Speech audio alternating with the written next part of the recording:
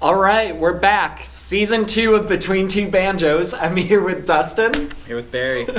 And thank you for watching Between Two Banjos, Swallow Hill Music's videocast. We are off to a rip-roaring start here at Swallow Hill in 2018. We've already had some great concerts, some great concert audiences. And I wanted to throw a shout out to our school, which has had its best group class enrollment, we believe, in the history of Swallow Hill Music. So congratulations to Cherie and everybody who helped make our classes so wonderful. 2018 is off to a great start. It's great news. Great news. How are you doing, Dustin? I'm doing good, Barry. Doing good? Fighting off a little cold here, but I'm going to make it through. Yeah, you can power through. I'm going to get through this. All right. For the show, for Between Two Banjos. Here we go. Okay, to kick things off, we're going to talk about an upcoming event at Swallow Hill Music that we are looking forward to. Dustin, what are you looking forward to? Well, Barry, I'm glad you asked.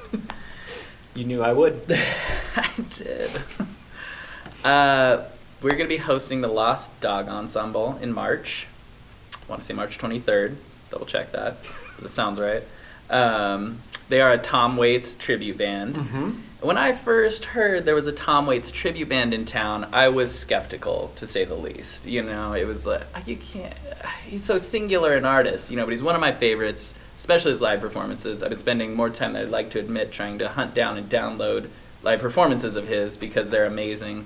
And anyway, I went and saw him, and it was amazing. Seriously, really, really cool.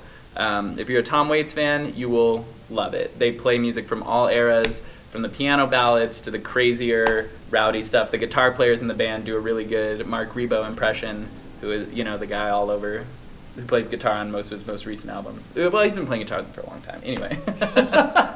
But yeah, it's very cool, very fun. They're going to be on this stage right here in March. Excellent. Lost Dog Ensemble. Yeah. Fantastic. Mm-hmm. And you, Barry? What are you looking forward to? Something I'm looking forward to is a tradition here at Swallow Hill Music, the open stage, which is our open mic, which takes place in Quinlan Cafe. The next one is Thursday, February 22nd, and then after that, Thursday, March 22nd. And why I'm bringing this up is because I went to the open stage in January. They had a great first open stage of the year. I think 18 people signed up, which... That's the max, I believe. Yeah. It's always packed. Exactly. Gotta get there early. And it was really cool for a lot of reasons because you get an eclectic mix of music. But I also want to point out that Ed McIlvaine, who is the host, he shared with us that in September, so this upcoming September, he will have been the host of Swallow Hill's open stage for 20 years. Wow. So I knew it'd been a long time. That was really cool to hear. And I've been emailing a little bit with Ed, and we wanna maybe write a story about him and the open stage for the blog later this spring, so that'll be coming up. And I also just wanted to point out at this night of the open stage, there was a young woman, maybe college age. She was at a table with 3 of her friends, and she happened to be the last person to sign up. So she and her friends sat there, watched the whole open stage, and a lot of people, even if they perform really early, they stick around to support everybody. So it's cool. It's really nice and a little rare for open mics. It's probably the friendliest open mic, yeah, that people actually stay, you know, yeah. And so this young woman is the last performer of the night, and she does the folk standard 500 miles on her guitar. And she just has this great lower voice and really great guitar picking, and she got done with the song, and she had this like look of surprise on her face, and everybody's clapping, and she said, "I've never done this before." And so we started going, and I might have kicked it off. We all started going, one more song, and she was like, She went back to her table, her friends cheered her on, she got some water, and she came back and did Hallelujah by Leonard Cohen, but nailed it. And it was just really cool to see somebody have their first solo performance like that. So open stage, it's wonderful. It's a tradition here at Swallow Hill. The upcoming ones are Thursday, February 22nd and Thursday, March 22nd. Sign-ups are at 6 and the music begins at 7. So if you're interested, please do check it out. Okay, on our next segment of Between Two Banjos, we're going to check in with Dustin, who's our archivist. And we came across something really interesting, so I'll let Dustin tell you a little bit about that. Yeah, we started finally going through some old closets around here in a long overdue effort to maximize our space and storage, and pulled out a couple boxes, and Barry started going through them, and I started going through them as well. And Barry found this one. So it's a flyer for a 1966 Judy Collins concert, and I think we're gonna put these up. But here are just some pictures. You know, you can kind of get an idea. She's at the City Auditorium on Sunday, January 23rd of 1966, and it's just a really cool little flyer. You can see there's a picture of Judy. There's also a flyer for a Skip James concert, which is very, very cool. He was at the IBEW Hall at 17th and Emerson. Then there's a little write-up about Judy, who she is, her history, going to East High School and all that, her connections to Denver. And then some ads, which are really fun. It's fun to see, just what local places were supporting this type of music, the radio ads, and it's really neat, and an ad for the Denver Folklore Center in there and all that. And then another very cool piece was there's an ad for the Bob Dylan concert that took place on March 13th at the City Auditorium. And what's pretty cool about that is it's kind of a legendary date in the Dylan world because he recorded some songs with Robbie Robertson at a hotel. And one of the songs on this little tape that you can find if you Google that date, Bob Dylan, it's on YouTube, you can listen to it, is a song that he supposedly has never been recorded anywhere else. And it's a pretty grainy tape. Kind of hard to listen to. But it survives. But it made it. So it's kind of cool that he, after he played this show, he went back to his hotel and someone had a tape recorder and he was like, oh, here's a new song, here's some other songs. So it's kind of cool that we found this original flyer for this event, for Judy and The actual flyer is about the size of maybe a compact disc booklet. Yeah, it's really small. It's a little. They must have given it out at the show. At the show, I'm guessing, Yeah. Mm-hmm. And so what we'll do is we'll take some photos and we'll share those online so you can take a closer look at them. And maybe if we can track down that link for the Bob Dylan song, we'll post that too. So they'll be at swallowhillmusic.org with Between Two Banjos. It was very, very cool discovery. Definitely one of the coolest, oldest things we've pulled out. So, yeah.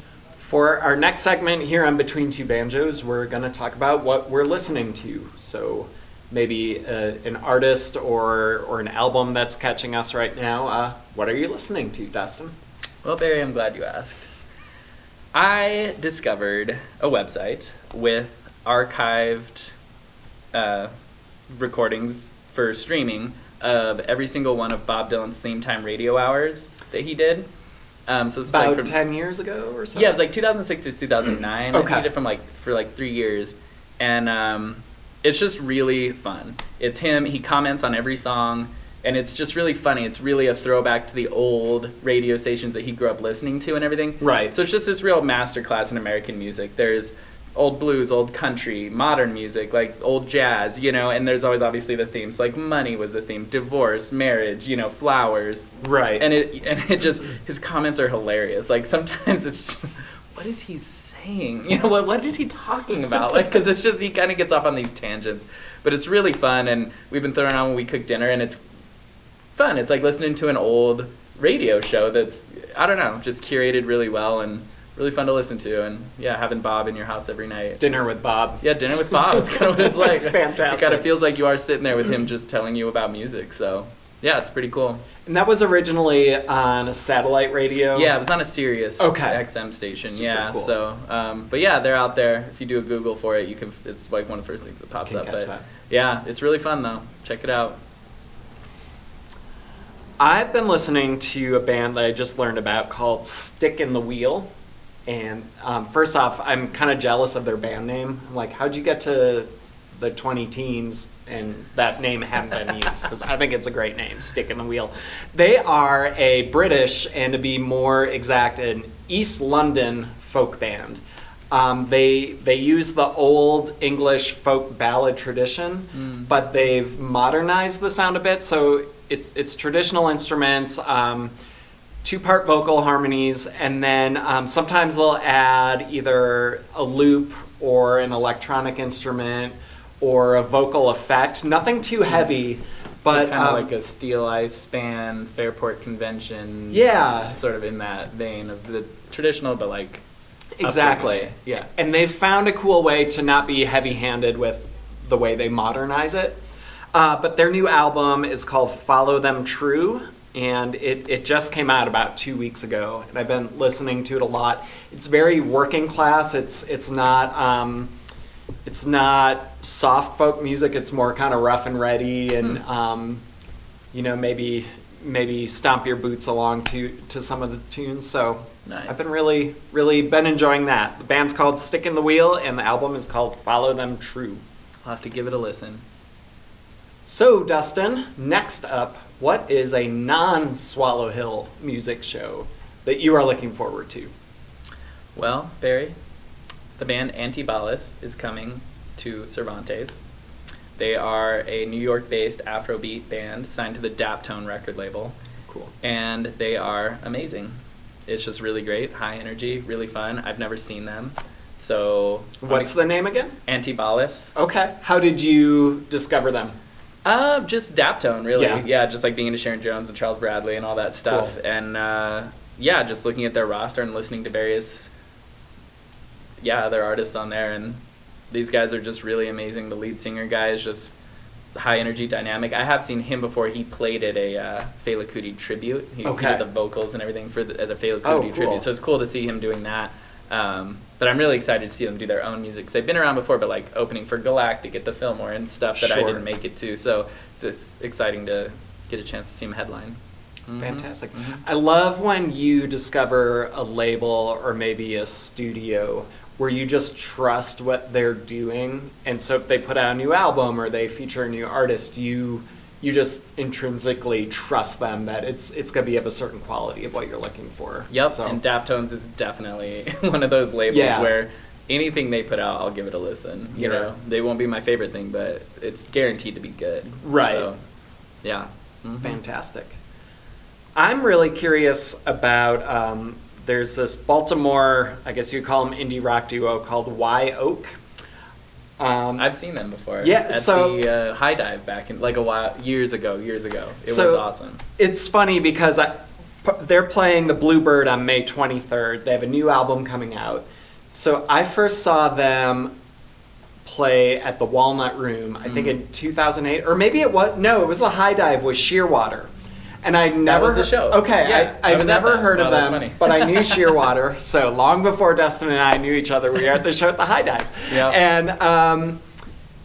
And they were the opening band, and they just put on this great set, and I didn't know who they were, and it was this 2008, 2009. Sounds right. And they kind of had this 90s alt-rock vibe, but they were super young, like in their early 20s, and really exuberant, great songwriting, great guitar-driven songs out of this duo.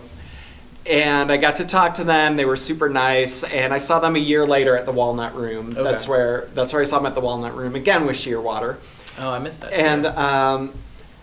And they put out 3 albums of kind of guitar-heavy alt-rock, really cool stuff. And then they've kind of moved into more an electronic sound, using synthesizers and beats, and it's held together with the lead singer's voice is really distinct.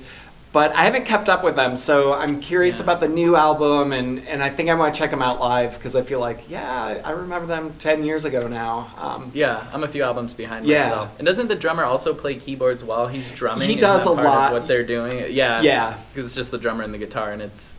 They're a really cool. fascinating band to watch live, because even though it's 2 of them, they're creating a lot of sound. Yeah, it was cool to see them get successful after seeing them as the opening slot and everything, and then they kind of took off, which is very cool. Yeah, I should listen to that new album. Haven't heard it either. Dustin, that's our first memory. I know, wow. So little did we know. Y Oak at the Bluebird on May 23rd. Nice. Well, Dustin, season 2 is underway.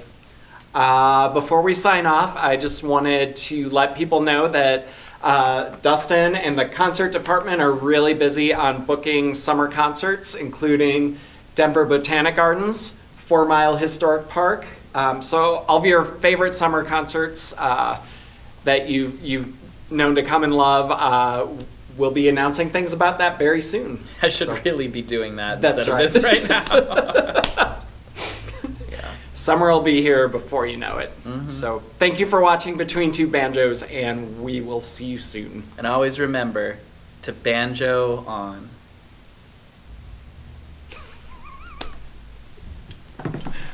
Work on my catchphrase.